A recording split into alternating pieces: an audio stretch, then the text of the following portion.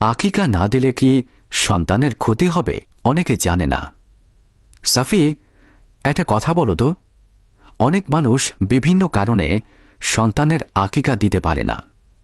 আকিকা না দিলে কি তাদের গুনাহ হবে বা সন্তানের কোনো ক্ষতি হবে কি? খুব গুরুত্বপূর্ণ প্রশ্ন নানু। প্রথমে আমাদেরকে জানতে হবে আকিকার হুকুম কি। হ্যাঁ, সেটাই তো জানতে চাই। আকিকা হলো সুন্নতে মুআক্কাদা, অর্থাৎ খুবই গুরুত্বপূর্ণ সুন্নত।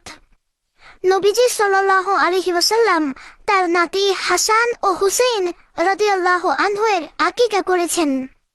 তাহলে আকিকা না দিলে কি গুনাহ হবে?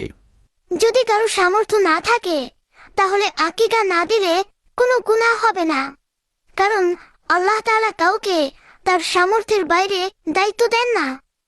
আচ্ছা, যদি সামর্থ্য থাকে? সামর্থ্য থাকা সত্ত্বেও আকিকা না করা উচিত নয়, কারণ এতে নবীজি সাল্লাল্লাহু আলাইহি ওয়াসাল্লামের একটি গুরুত্বপূর্ণ সুন্নত ছেড়ে দেওয়া হয়।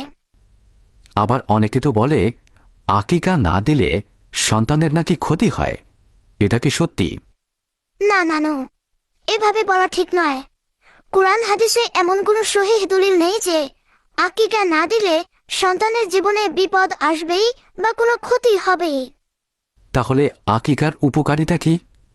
আকিকা হলো আল্লাহর শুকরিয়া আদায়ের একটি সুন্দর আমল।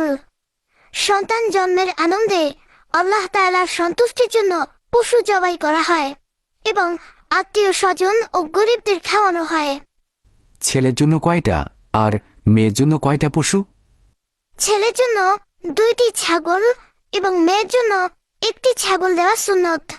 হাদিসে এসেছে, আনিল গোলামি শাতানি মুকাফিআতান ওয়া আনিল জারিয়াতি শাতুন।